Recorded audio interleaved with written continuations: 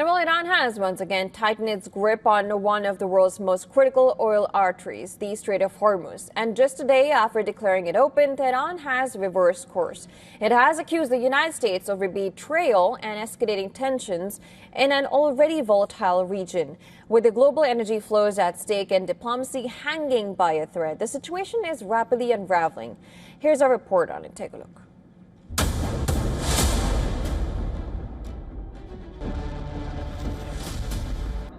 Iran has announced that the Strait of Hormuz has been restored to what it calls its previous state, a state of strict military control.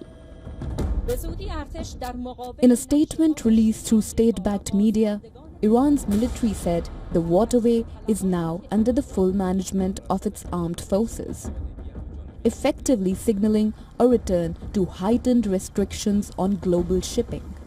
This comes just one day after Iran had indicated a limited reopening of the strait, allowing what it described as managed passage for select oil tankers.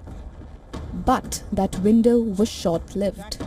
Tehran has accused the United States of banditry and piracy, claiming Washington continues to enforce a blockade that undermines Iran's maritime sovereignty. Iran has now made it clear until the US halts its interference, the strait will remain under intense control. The escalation comes amid confusion and contradictions over diplomatic progress. US President Donald Trump claimed Iran had agreed never to close the strait again and even suggested a halt to Iran's nuclear program. But Tehran was quick to dismiss those claims as lies. Before the conflict, nearly one-fifth of the world's oil and gas supply passed through the Strait of Hormuz.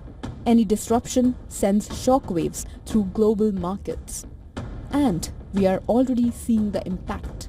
Oil prices have swung wildly, shipping traffic has collapsed, and industry experts warn the situation remains deeply unstable. The US has stepped up pressure since imposing a blockade earlier this week. US forces say they have turned back more than 20 vessels attempting to navigate the region. This all comes against the backdrop of a broader regional conflict.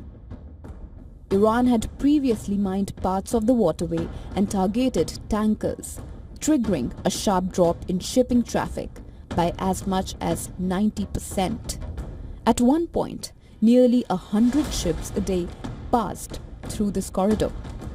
For now, the Strait of Hormuz remains a flashpoint, where military posturing, economic pressure, and diplomatic deadlock are colliding.